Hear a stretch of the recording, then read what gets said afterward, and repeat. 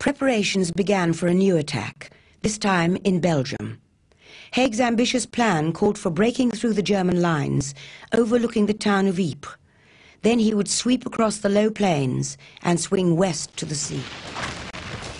On the 7th of June, the British Army made its first move of the offensive. It was dramatic. After 2 years of tunnelling beneath the Flanders countryside, Allied soldiers set off a series of 19 giant mines planted under the German line at Messines Ridge. They go off simultaneously and they completely disrupt and disorder the German line. This is a major Allied victory.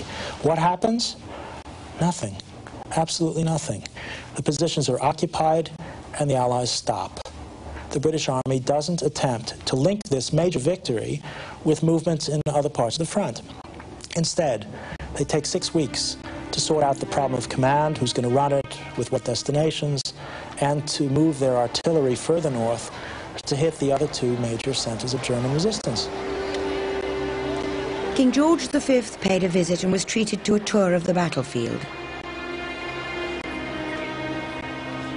The offensive resumed just in time for the onset of the wettest summer and autumn in years.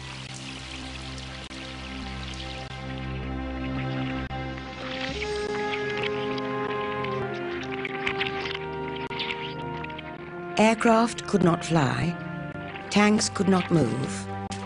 Haig and his commanders ordered repeated attacks across what was now a swamp.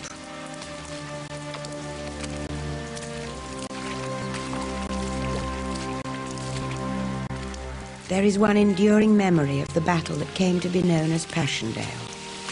Mud.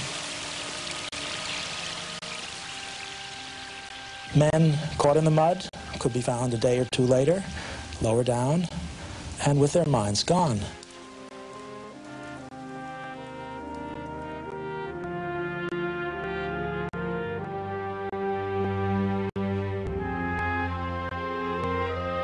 Horses would go. Whole carts would go. Drowning in mud is, in many respects, the signature of Passchendaele.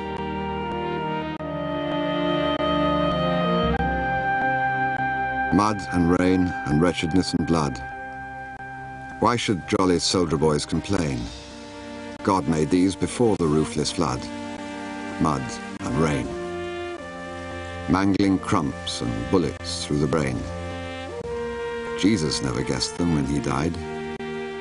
Jesus had a purpose for his pain. Aye, like abject beasts we shed our blood, often asking if we die in vain. Gloom conceals us in a soaking sack, mud and rain.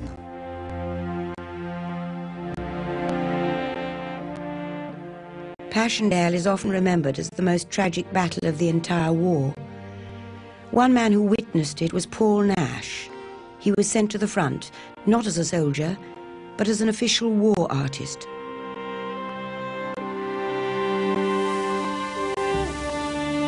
Sunset and sunrise are blasphemous.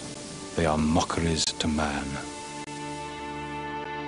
Only the black rain out of the bruised and swollen clouds all through the bitter black of night is fit atmosphere in such a land.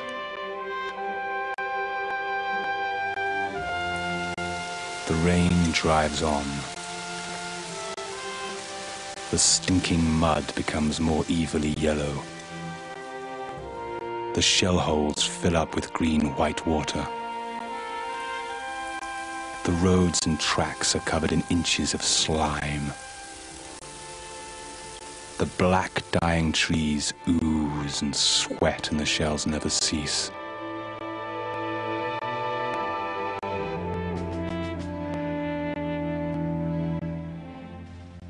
Three months passed before Haig called off the campaign. Instead of a breakthrough, his army had advanced only 5 miles further, into a swamp. Total casualties for both sides, 500,000 men killed, wounded, or missing. By now, many soldiers were beginning to question why they were fighting at all.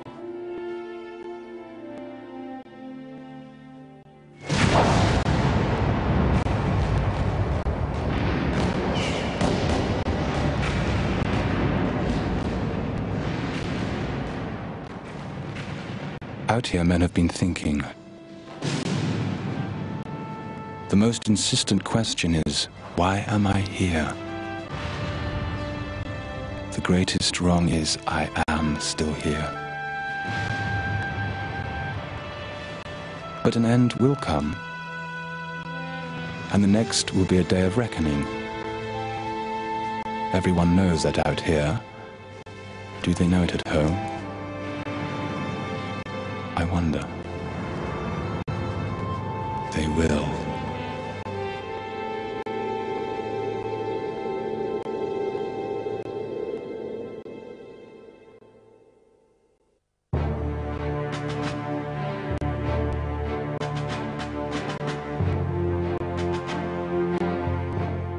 "1914-18" continues with Mutiny next Monday at the same time, 7 o'clock.